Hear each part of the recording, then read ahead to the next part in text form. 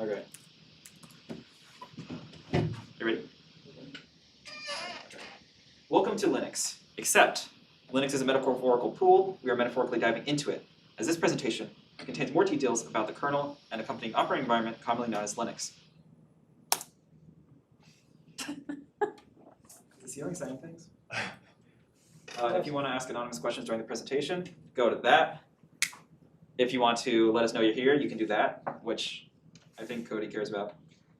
Can someone watch questions for me? Thanks. Is the ceiling talking? Oh, there's like something playing out there. Yeah, someone's playing. Oh, okay, I'll ignore that. Welcome to More of Linux. As the title slide promised, I deliver. You see your bros, Stallman and Linus, are hanging out in the pool, and you just want to join them. You want to dive in. You want to, you may not be that elderly, but if you are, they're welcoming. They're very nice people, and they don't swim very often, so you're lucky to catch them at this time. Before understanding Linux, let's talk about the Unix principles, abridged, because they're not actually real. They're just kind of ideas, and they don't exist. Number one, do one thing and do it well. So this is kind of the prime, like, if you make a program to do something, it should do only that thing. If it does other things too, it probably does both of them worse. So kind of like human multitasking, if you do more than one thing, it kind of is a fast drop off. Like you can do 100% one thing or like 30% two things. So an example of this lame unmaintainable version is if you had like a file command that read, edited, changed permissions. So you could do like file read, file edit, file permissions, file. Which, it's good for learning it, but I'm pretty sure these programs would be awful. Like file edit would probably be like ed or something. And then the cool Cyber Unix version with my .d principles is I have cat for reading, vim for editing, chmod for changing modes on files or permissions. And it's just a real good time. You have to memorize more words, but it's, better. Because vim is like its whole thing. And if it was a subpart of another program, it would kind of be, awful. Number two, text streams are a universal interface. So text is text, right? There's no format, there's no binary, there's no things you can't read. So you can cat a file, then you can find something in it, you can cut it, you can translate it, that's what TR is, and you can accomplish this long string of things that you wouldn't be able to do otherwise. Without this, you use your file read command, which is one of the 5 commands you have in your system. You hope that it can export as XML. You hope that find supports XML or some standard language. And then you sob frantically as you download a program on CNET or SourceForge to split on a character. And then you stop using a computer.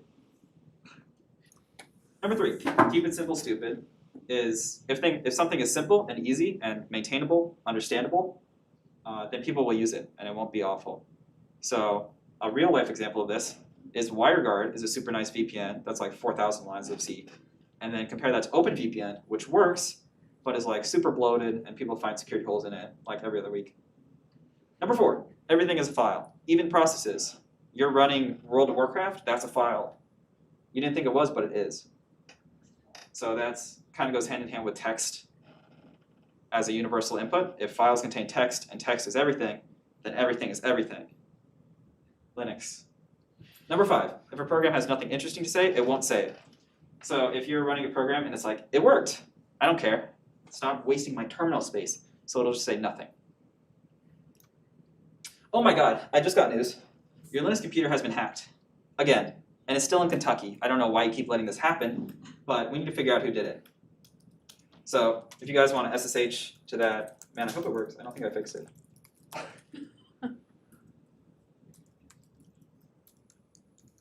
Yikes. You're back. Can you talk about Linux then?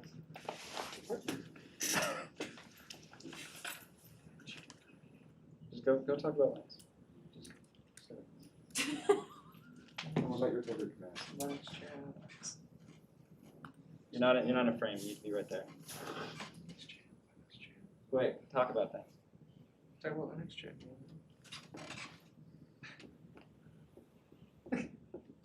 You're not in frame, Galen. Galen.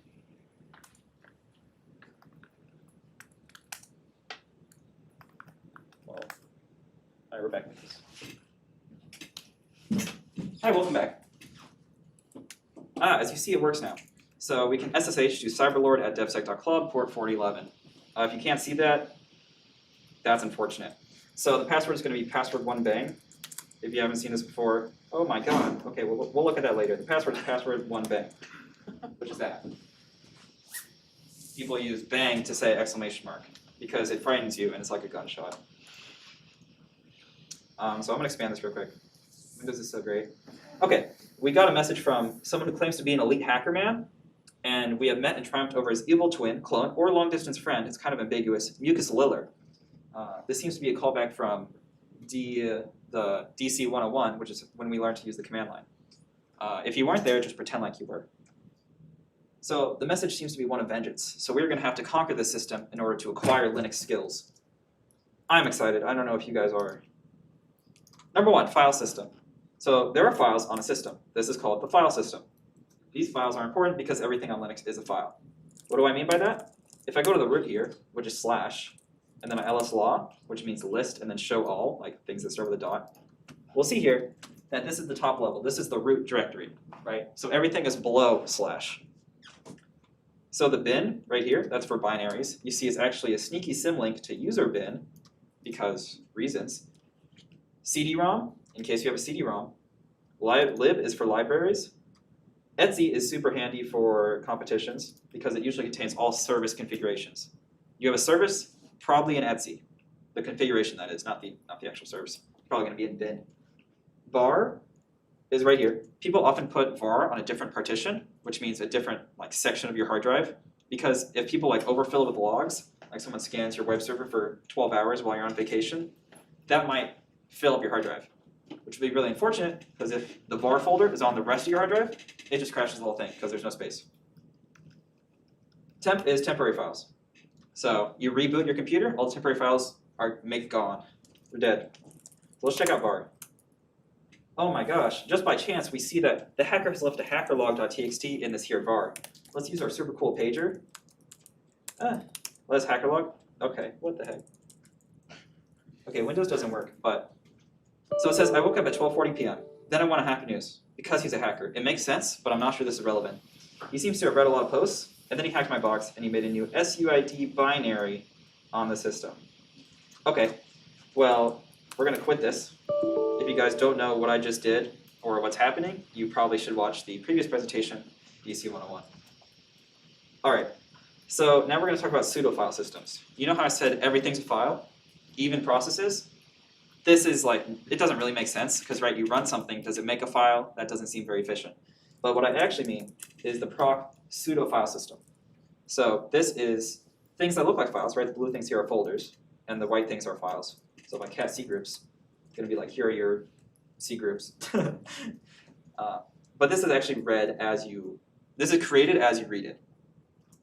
It's like the Matrix or something.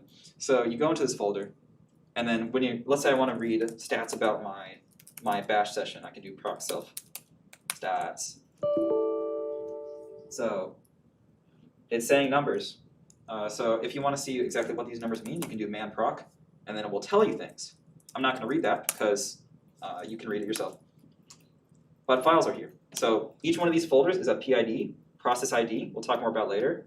But essentially, all the information about the process, even its memory maps, is in here, which is super cool. Stands a lot of info. Key users, I don't know what that is. Anyway, a lot of numbers. So that's a pseudo file system. Very neat. Welcome to file permission land. If I go to temp, and I type lslaw, you'll be seeing a lot of these. What does it mean? Who knows? I know. So this first bit, I'll call it, is, I couldn't find a real name for it, but I call it the type bit. So you see this is a directory, a folder. So it's a D. D for directory. Makes sense. These three, the yellow ones on the slide, hold on, I gotta get my pointer. Oh yeah, these three are the user permissions. So these three apply to this right here. This is the user, this is the group for the file, which is ice Unix. These three are the group, user, group, and then other or world. So that means everyone else on the system. So right here, as you can see it, user, group, other / world. So you might be wondering if you've ever seen in a tutorial somewhere chmod 666 or chmod 644. These are octal permissions. and they correspond to each one of the things. This one's user, this one's group, this one's other. So the way you calculate these numbers is read is worth 4 bits, write is worth 2, and execute is worth 1. So 777 is read, write, execute. Read, write, and then no execute bit is 6, right? 4 plus 2. And then if you had just read and execute, it would be 5, because 4 plus 1. So those are octal, the numbering system. So if you want to change mode, change file permissions, 644 would be you're allowing the user to read and write. Everyone in the group is allowed to read, and then everyone else is allowed to read. So these are the file permissions for like Etsy password. So everyone needs to be able to read it, but only root should be able to write to it. And it's a file that is non-executable, so no one needs to execute it. Makes sense. So yeah, that's it. Here's me. Oh, right, so this is a type. If it's an L, that means it's symbolic link. This is like a shortcut. So if you see that, that's that. Also has a pretty little arrow. Yay. All right, so now special permissions. We get a hint of what hacker question mark was talking about. Set user ID binaries. Andrew talked about this a little bit a while ago. But essentially, when you run a binary normally, it takes your permissions. Like let's say I'm catting, it's going to take my UID for its process. And will only be able to access things that my user is able to access based on this discretionary access model for permission control. But when you set UID something, that means whoever owns the file is its effective user ID. So that helps you out, because if you need to change your password, you're going to need to change your password hash in Etsy Shadow. But normally, you're not able to edit that for obvious reasons, or even read it. Be like, can't read it. Hello, friends. So yeah, if you set UID something, so like let's look at password, which I think is in user bin password. It is. So you see it's an S instead of the X. Right there.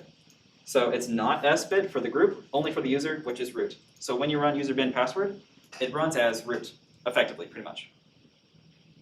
Does that make sense? Awesome.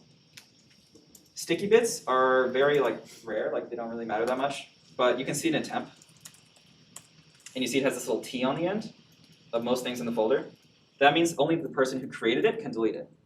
So if you and your homies are hanging out in temp and you want to make a folder and you don't want your homie Joseph deleting it, this will prevent that unless you explicitly change the permissions. Because in this model, you have control of your own files that you create. Ite. So the find command. We were hinted at by this hacker who we're on a mission to discover, even though we took a quick detour. We're going to take a lot of detours. So this command right here finds in this directory things with a permission of 4,000. So that kind of looks like this thing right here before with chmod, but there's a bit in the front, which kind of makes sense because you can't represent it in the normal 421 here, so you're going to have to slam in the front. So 4000, that means we only care if it's set UID or set GID, and we don't really care about the rest. That doesn't actually make sense. It's got to be a find command. So if I find user bin with permission, why is it beeping? For permission of that, and then I pipe the errors to dev null. I talked about this a little bit last time. Pipe 2 is standard error. So if I don't want the errors, because it's going to say permission denied a lot, I can just say throw it in the trash can, which I'm going to do. Fine, peasant. Okay. So it found these files. gpassword fusermount at my title, password mount, pkexec, etc. So there are a lot of other cool things you can do with find. Like if you want to find things owned by user cyberlord, because I want to do, what a rad username, what you're thinking. Then I can do find/user cyberlord. Here's a cool one that I use for image creation. I want to find all the bash histories and just yeet them to the void. So I can do that by linking statically forced to dev null. So that anytime you type something and it goes to bash history, it just in the garbage can, never be found again. Side note, useful, locate. If I want to locate SSHD config, oh my gosh. If I want to locate SSHD config, because I'm like, I don't know. It'll show me right here, and it's also in some snaps, apparently. Snap is so great. So that's that. So let's run that command again. I use Control-R there, recursive search. We can see my title looks kind of weird. So let's check it out. I've never seen that binary before. Huh. So we found the setUID binary, and it seems he's given us a hint. It appears you're more formidable than I thought. I suppose I can forgive some of my nim-witted clones' transgressions. Oh no, my emojis. Okay, so it's supposed to say emoji B, Lucas. So we're gonna pretend like that says, this is just Windows terminal. It works normal on, hopefully your Linux terminal. But that's Bucus. And he says, good luck finding the rest, he's an enigma. Interesting. Well, I guess we'll have to take him up on that challenge. Let's talk a bit about the shell. I talked about it before, and I had this little drawing where it's like, let's ignore Linux. But now we're not ignoring Linux, because Linux deserves attention. So the shell is how you interact with the computer, being the operating system and the kernel. So you type things, it runs them. I type cat, it's like, yeah, you want me to talk to you? I will.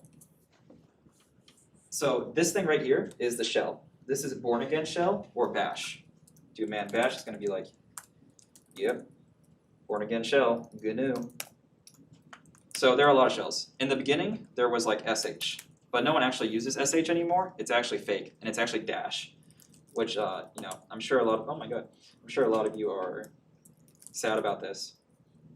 But if you check user bin sh, it's actually a symlink to dash, which is the new version. Anyway, that stands for shell, I can only presume. Anyway, so there are a lot of different shells. If you want to change your shell, you can do chsh, change shell. Makes sense? If you want to just launch another shell, you can just type it. So if we type csh to launch zish, which is way better than fish, we see a message that's sent to us by a hacker. You see our prompt is changed to the % sign at the end. That's like a zish thing. And it says, interesting, a shell wizard. Ha! Mayhaps I entertain you with a tale. Once upon a time, etc., blah, blah. He adds a troll binary called yeet, and then he tried to use Discord emojis. So it looks like we're going to have to find this yeet binary if we're going to get to the bottom of this. And that's what shells are. Side note. Why does that emoji look so weird? What does shells 5 mean? If we see, so if we cat etsy shells, this is where like valid system shells are. So we got bish, besh, rbash, which means restricted bash.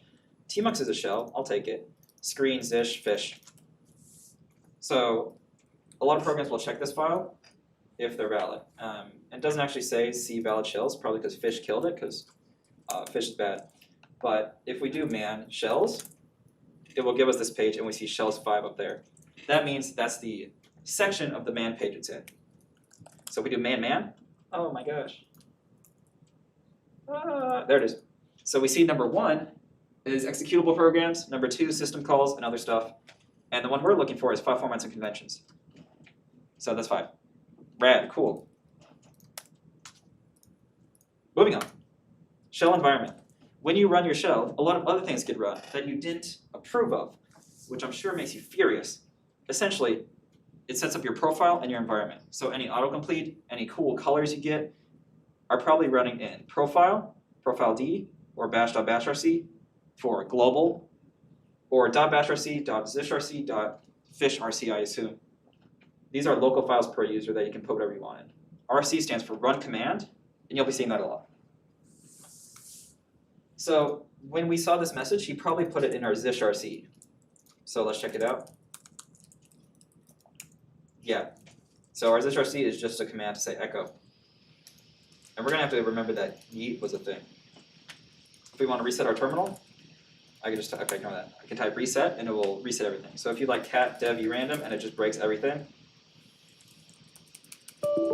Okay, it didn't, but I could type reset if my terminal was like borked. Next, environmental variables. So little did you know, there's actually more sneaking beneath the surface. If you type env, you'll see all the environmental variables that you have. So I got log name, home. So let's say I unset my home variable. It'll be like, I don't know where you live. So I go to home. Oh, actually, it does still have it. But you see, it doesn't replace it with a tilde anymore. It just says the entire path. And normally, if I type cd, it goes to home, but it's like home not set. And you're like, yeah, because I unset it. Linux user. If you want to set a variable, you can do export. So you can be like export home equals, and then you put in quotes like /root. And then you like cd, go at home, and it'll be like, you don't have permission. And then I'm like, what the heck? Because it's root folder, we don't have permissions. Another cool environmental variable, I guess I can go on this too. So if you find old pwd, right here, if you remove that, then you'll no longer be able to use the super cool cd trick which is cd dash, and that goes back to your previous directory. So put that one in your notebook. So path is probably the most semantically important environmental variable, where if you check out what it is, it's just a bunch of paths, right? Who cares? Games, sure, snap bin, let's get rid of that. Essentially, if you type a program name, if it's in one of these folders, you don't need to type the absolute path. So it's like, I'll check all these folders for you to make your life easier. So that's why I was able to type my title instead of specifying the absolute path, because it was already in one of these paths specified in path. That's a lot of paths, but hopefully you get what I mean. Side note, the $sign is a bash variable, so that's why I didn't say the path variable, because that already means like path variable, or I could say like path variable. Moving on. So bash is hiding even more. You know, it's a swamp over here, but when you run something, it might not actually be a program. Let's say cd, and then I'm like, which cd? I want to check out this binary. There's nothing. cd doesn't exist. It's a phantom program. But actually, it's a built-in to bash. So it's a shell built-in. That means bash takes it and then pretends like it's executing a program. Well, it is, but it's actually just part of bash. Same with pwd. Doesn't exist. It's a shell built-in. So things are run in this order. If you have an alias, it takes precedence. Alias could be like alias ls equals pwd, and then I type ls and it's like home, and I'm like, please save me. And I can't. It just keeps saying home. So that means type. Yeah, it says ls is alias to pwd, and I'm like, okay, rude. So I can unalias? Heck yeah. I can unalias ls. And now I get my actual ls back. And then programs take precedence over built-ins, like cd. If I made a cd binary, it should run the actual program instead of the built-in. And then even below that is the functions. So let's check out what functions we have on this system with declare. Ooh, declare-f. Okay, that's a lot of things. Okay, at the end here we see dquote, command not found handled, and bucus. Interesting, so I'm going to run bucus just like that. I don't have to specify it's a function or anything. And it says, huh, Sasuke Cyberlord, my middle name is Boward. But don't think you'll achieve my last name so easily. So right now we got, that's a B emoji right there, bucus Boward. And I'm not sure what's coming next. I'm kind of scared at this point. I don't know who this hacker is, but he's in my system. So that's functions, bash functions. You can show with type, super handy. Oh no. So a side note of bash scripting. You type bash commands. What does it mean? What does it mean? Elasa, don't know what that is. It runs a thing. Let's say you wanted to make a script to run ls for you. It's just too taxing. My arthritic fingers, they can't press ls so many times. I can make a script and be like, arthritis be gone, lol 2020. And I'm gonna make it .sh. And then I'm gonna throw the shebang up there. Oh, Vim, haha. So if you remember Vim, I remember Vim. I think about it every day. You can set the color scheme with color scheme. And I set it to elf lord. So this is a bash script. This up here is a shebang. And that tells you the interpreter to run bin bash instead of like Perl or something. Because I'm just going to run it with /, and then it's going to read the first line and be like, what do I put this to? So if I put like bin python3, which is not a real file, I don't think, then it would try to run a Python script, and there would obviously be syntax errors. But I like bin bash. And that could just be like ls for me. Oh my gosh, ls, not lsa. Oh my god, I can't write in my home folder.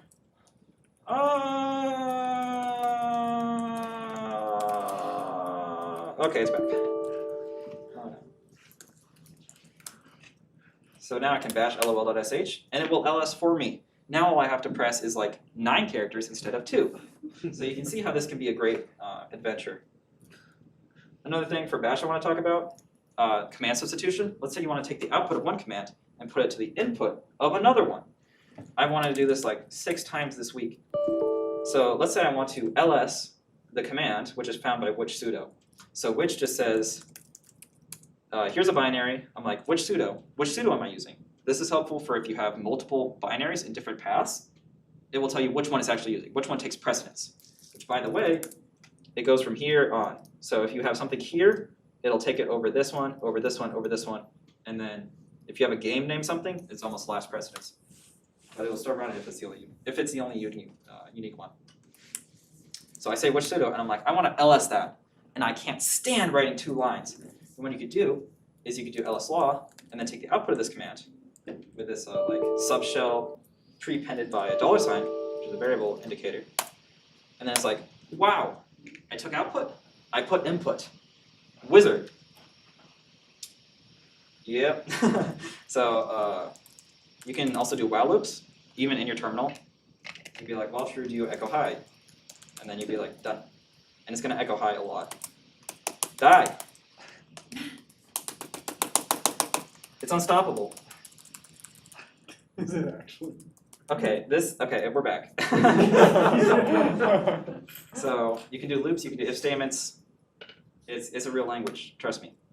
All right, back onto files. We were always doing files. The files never stopped. If you read Etsy password, talked about it before, this has all users on the system. You see this X right here? It used to be a password hash, but then people were like, they can crack those. We're not going to do that anymore. This is the user ID right here for Cyberlord 1001. Usually UIDs for users start at 1000. Everything below 1000 is a system user. So like Gnats is a system user with UID 41. This means they don't usually appear in normal GUI user editing thing. Like if you're hopping onto your Ubuntu machine, you're like, I'm gonna find some hackers tonight, but it was a UID 30, then he's not gonna show up. So that's why editing Etsy password is the one true way of removing users. So I don't like Gnats. It's an ugly name. Get off my system. Die. It didn't actually do it because I'm not root. Anyway, Etsy shadow. Permission denied. Big surprise. It contains all the actual password hashes. So the thing that used to be in password, they're like, let's put it in shadow now. And let's not let the plebeians read it. We'll read it later though. If you read Etsy group, these are all group information. So proxy group has no one in it. Kind of sad. We see sudo has cyberlord. Oh, yikes. And then we have systemd journal, also cyberlord. That means they can read journal entries. We'll talk more about that later too. Next. Okay, let's talk about escalating to root. So I basically gave you guys all root on this system. So please be nice. Don't destroy it, because that will make me sad, and then I'll have to reset the snapshot. So you can do sudo su, or you can do su root. That's number 1. This is how you do it on BSD systems that don't have sudo or Debian. But then root needs to actually have a password. And in this case, you do not know the password. So if you try password and bang, it's going to be like, yikes. That's not it. So instead, you're going to have to use sudo, which means super user do. If you're in the sudoers group or the sudo group, then you get root perms. It's just like they're just handing them out. And then you can use your password, password and bang, and surprise, you're root now. Me and my other root homies. Anyway, so yeah, please don't RMRF. Uncool. If you do, I will be sad. Moving on.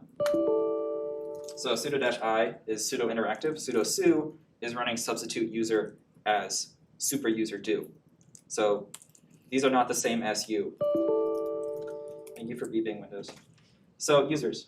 If you have a UID of 0, that means you are root. No exceptions. If you make another user, like let's just do it for fun. Let me just break this. You know, Nats is actually the best user I've ever seen, and I'm going to make him UID 0. So now he's root. If anyone wants to pop Nats, free root. So if I su Nats, okay, so the shell does not exist. You know how I was talking about shells before. This thing at the end here is the shell. So I'm at Nats, and then I'm going to be like user goodbye, and then I'm going to be like bin bash. And now Nats is a real user. He's a real boy. Su Nats. And now I'm root. So if you'll notice, it looks the same, right? But I'm actually Nats now. If I'm UID 0, it just doesn't even read my username from Etsy password. It's just like, you got the pass, you're in, UID 0. But if you notice, my home variable is not set, so it says /root instead of that, even though I'm in the same folder. Cool. You can add users with user add. You can do like m create home folder, s specify shell, and then be like, yeet. That just added a user. I've regretted my decision, and now I'm deleting him. You can read more about that later, if you want. So some people say editing Etsy password just with no regard to safety is a bad idea. I vehemently disagree. However, there's a tool, VIPW, that allows you to edit it, and then if you just bork up the entire thing, they'll be like, uncool. So it says, you have modified it. Oh, it didn't even tell me it was broken. Okay, well, I'm already root, so nothing I do matters. Anyway, that's a safer way of editing files. because if you like delete root, it should warn you like, hey, that's uncool. If you want to check them for consistency of formatting, they can say there's no matching user of the Audacity in Etsy Shadow. Well, yes, I want to add that. Oh no. Anyway, so if you have a file, if your Etsy password like added like hacker3 xuid whatever, and that's not in Etsy Shadow, or not in like one of the billion backup files, it would be like that looks sus. So that's a good hint that someone added a user via like a bash script, just echoing file or echoing output to your file. Next, okay, packages and installing things. This is why I gave you guys root so you can install things. Keep in mind if you remove something, and it's like, you're going to remove the Ubuntu standard, that will destroy the operating system. Please do not do that. Why cron and this are like dependencies beats me. But don't do that. If you want to remove nano, you can do that. I approve. If you remove vim or remove a bash or kill me, that would be unsatisfactory. So this is a Debian-based system. This is actually Ubuntu 19. So that means we use apt, which is a front end kind of to depackage, or a Debian package manager, whatever. You know what? I don't need to remember acronyms. I have a man page. Package manager for Debian. RPM, which is Red Hat Package Manager, is on CentOS and RHEL, which is Red Hat Enterprise Linux. Pacman is for Arch and Manjaro, and then Zyper is for OpenSUSE. No one uses OpenSUSE, that's okay. You can just forget it. They basically do all the same thing. You install, you remove, you purge, you install Vim 3 times, etc. But let's talk more about apt since it's on this computer. Let's see which one of my homies are root right now.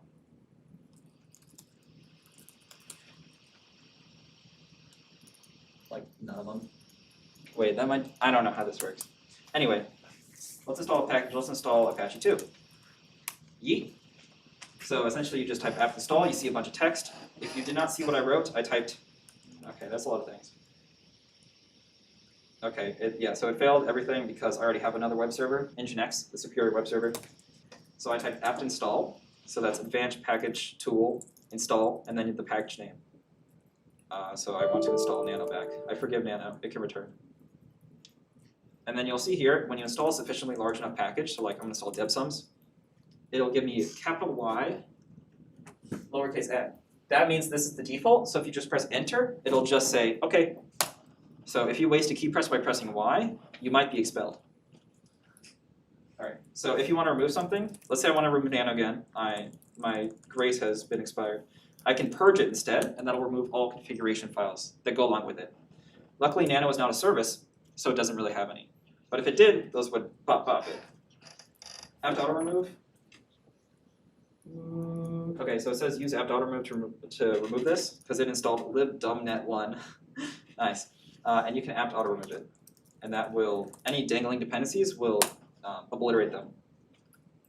Apt update. So this is a point of confusion for a lot of people. Is apt update doesn't actually update anything. You know, you click the big Windows update button like no twice, and it does it anyway. This is not that. Apt update is you fetch the package list and then see what you can install or upgrade. Notice how it says 137 packages can be, oh no, Windows. 137 packages can be upgraded. So take note. If you want to actually upgrade them, apt upgrade, it says you can't do this because someone's already doing that. So what we do in this scenario is we list open files var lib dpackage lock frontend. And then we find who's doing it. It's root, an enemy, and then I kill him. Kill 9, no mercy.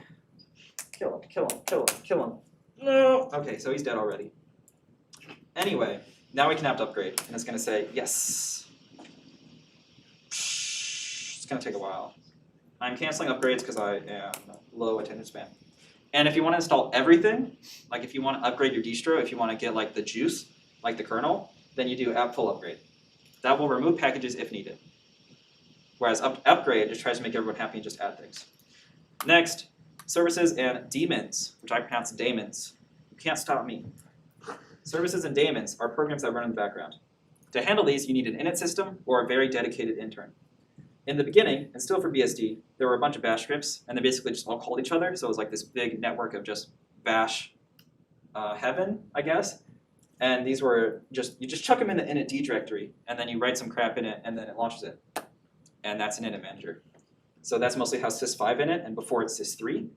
I mean, VSD is really nice, but the init manager is simple. Most Linux distros nowadays use systemd, and a lot of people don't like it. You can read about that, but it won, so you're gonna have to use it. Its duties are start everything in the correct order, handle starting, stopping, enabling, masking, purging, not actually. And if you shut down the system and like the lines go down the screen, you're like, that's a lot of text, that's probably systemd. Or upstart if you're using a certain version of Ubuntu. So let's talk about system control, which is the daemon, or the tool for systemd. So I'm over here, I'd be like systemctl, let's go with this unit, files, that's a command. There we go. So we'll say, okay, dev huge pages mount, that's static right there. But mostly you're interested in things that are enabled or running. So down here we can see services. So cron service is enabled. I hate cron because it runs things and I don't like running things. But here are all the services. So all of these are managed by systemd, and we can control them with systemctl. So let's say SSH, which I'm SSH into this machine, we all are. It goes down, we all die. So let's not kill it. Oh, yeah, okay. Yeah, stop that. That's rude. I'm just gonna mute this. That's what I was thinking. I was like, is someone writing like the A, B character to my terminal? Anyway, we can see systemctl status SSH is running and fresh. Active running. Accepted password for these people. So this is a auth log right here for SSH, and it's written to the journalctl. We'll access this content later by using journalctl, which is a part of systemd. So I don't know. So that showed the status if it's running. Top trick for if your service is down in CCDC, you just check the status and you're like, is my VSFTP down? Yes, because I never installed it. Yikes! So everything in systemd is defined by unit files. So if you have a service, it's defined by a unit file. So let's check out SSHs. So many files, so many paths. Okay. So here it is. Here's the unit description, and it's like condition path exists. That's ESSH. So if you make that file, it won't run. Brilliant. And then right here is the juice. It will run. It'll check it. That's -t for I don't know, terrified. And it'll run this binary. If that fails, it won't run it, presumably. And then it starts it with the SSHD options. That's a variable. So it just runs it. That's the gist of this. Great. So let's actually configure SSH, because I know you guys are SSH fiends. You use it all day. You're basically living in a terminal. Right, that is a file, so I'm going to vim it.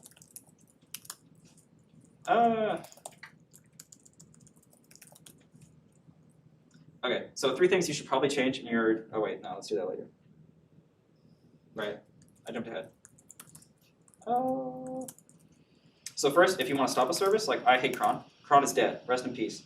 If you want to check the logs for a service, you can do journalctl fu for follow unit. So if I want to see people log in SSH, I can. You can just stare at this, and then when someone logs in and you do nothing, at least you'll know about it. Another common thing is if you want to check the configuration, you can do -t usually.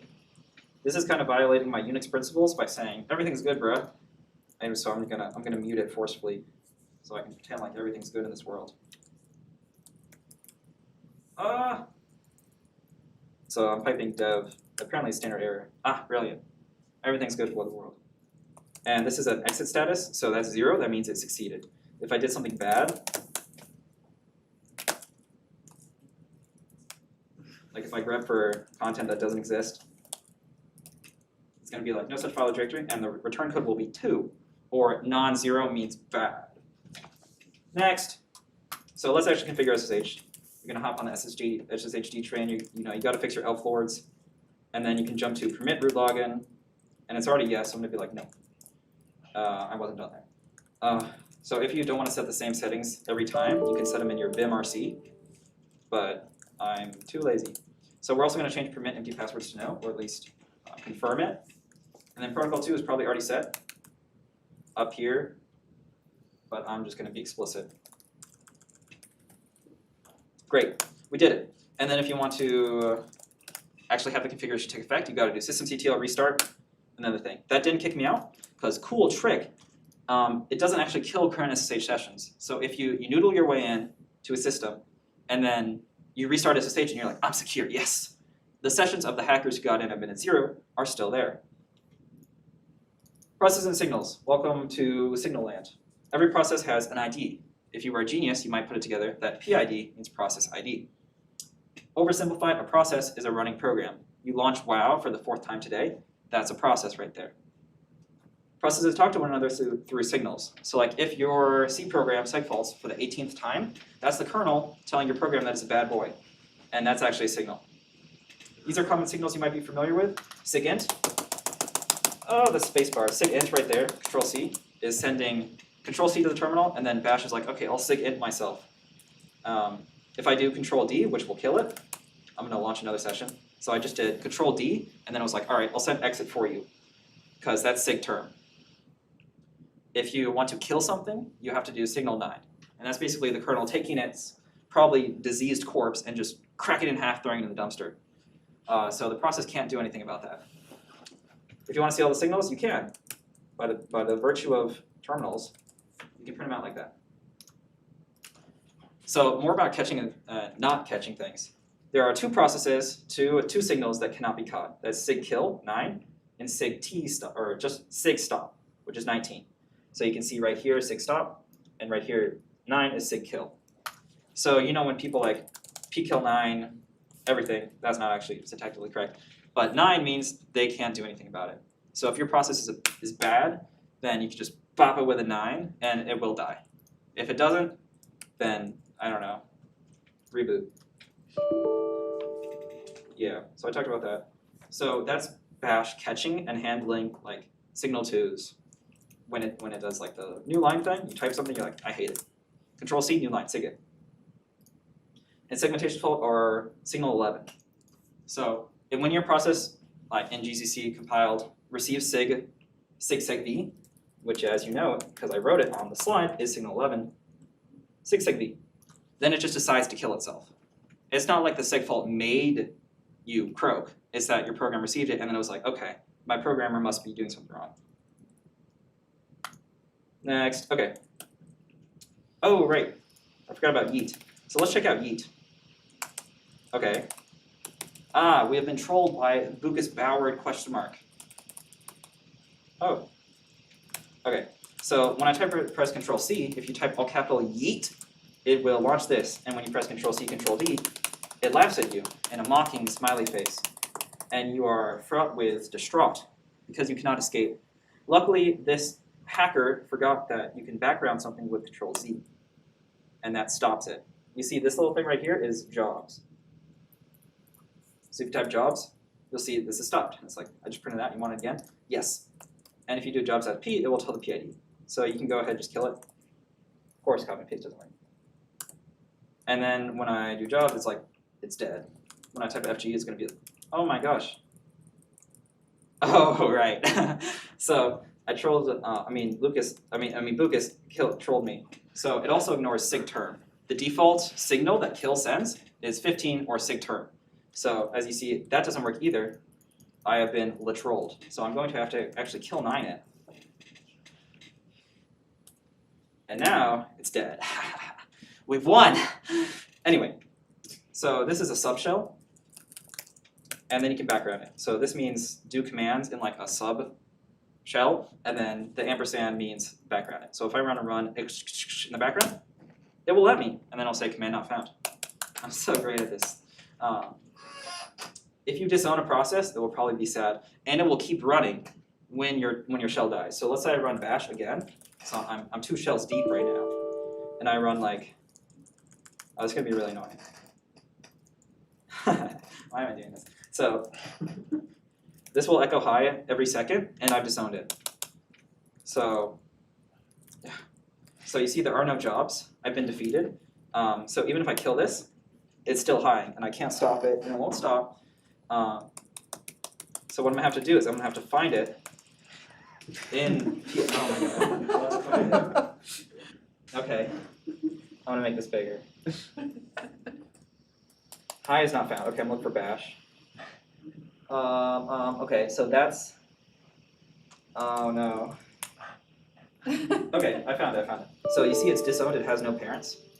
But I found it. See, it got scared. Wait, did someone kill it? Rude. 2758. No, So. Oh, no, it's back. They stopped it. Okay. What the heck? Type faster. Type faster. 2753. Ah, salvation. It is dead. Okay. So if, let's say I did this before, but if you type like apt upgrade, and you're like, actually, I don't want this in my face anymore. I can do Control-Z, and then it will stop it. If I want it to keep running in the background, I can type BG, and I can just try to use my terminal while it's going, which is, it makes you feel like a hacker. And then if I wanted to come back to the foreground, I can type FG, and then I no longer have a shell. Great, fantastic. Are there any questions? Are there any questions in the questions site? No? Okay. I assume I'm just, excellent. All right, one of the last topics, or the last topic we're going to talk about, we've mastered processes. We mastered hacking, I guess. We're going to talk about Linux. So, all the pedantry, like Linux is not actually an operating system. Technically, GNU/Linux is the operating system because it core utils and Linux is a kernel, right? That's the gist of the copy pasta. Is that Linux is a kernel, which is true. That's true. That's a fact right there. But it provides a lot of things that people commonly think of as an operating system. So that might be Penantics. Technically, you're like, GNU Linux is my life. That's factual. Anyway, the kernel. What does the kernel do? It provides a universal interface to hardware. When you do like a sys-write to a printer and it prints whatever you wrote, probably won't work. But that's a universal interface right there. The kernel should handle all the drivers and hardware nonsense for you. This makes things simpler and it makes them more secure. Like if you have a rogue program that's like, I'm going to format your hard drive, it's harder to do that. And how does it do this? Let's say I plug in my gamer mouse, and it's like, I don't have the drivers to support this RGB amazingness. It's going to have to load a driver. It's going to have to load a kernel module to handle it. So these are called LKMs, or loadable kernel modules. Let's see if there's a man page. No, it probably is. Man kernel. Yikes. So kernel modules are just pieces of program, right? They're programs that we can plug into the terminal or plug into Linux and rip them out. So we're going to do that. If you go to your home folder as root, then we can go to kernel module, and we see that there has been a awesome lkm.c that's a C file. We cat it. It looks like this. Some includes, some things that look like macros, or I don't know, whatever those are called. And then lkm example init, lkm example exit. And then we take these and bind them to init and exit. So this will get run when we start. This will get run when we leave. Cool. So theoretically, this should say hello world, print k. Next slide. We're going to make our own. Surprise. It's very simple. We do print k instead of print f because we're printing to the kernel's ring buffer. Yes. So ring buffer is basically like, let's say you have 10 items in the ring. When you write an 11th item, it's going to overwrite the first one. So it's like a ring. Yeah. Awesome. So let's make some edits. I'd be like, goodbye. That's English right there. And I right quit, and then I type bake.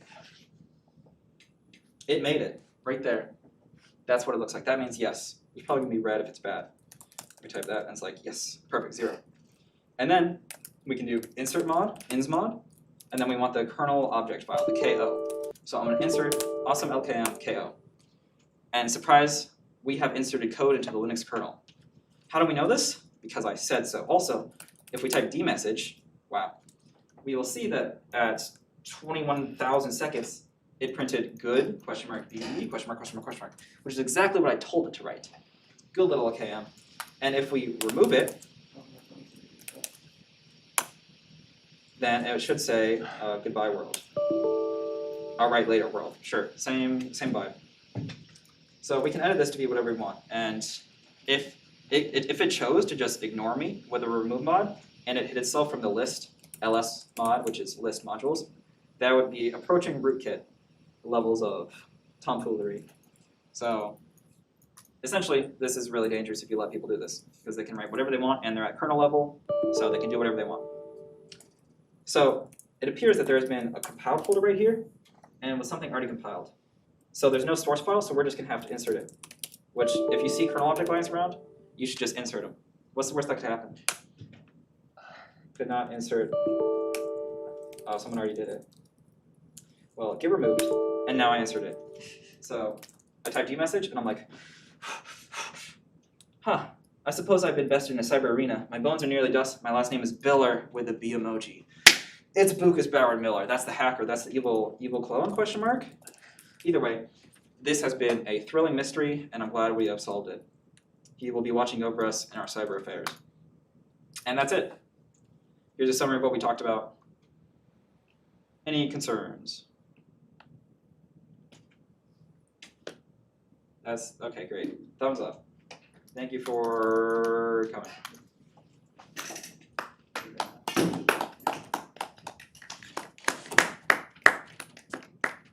Weak class. Did you kill it? I can't. Why? You want to do it?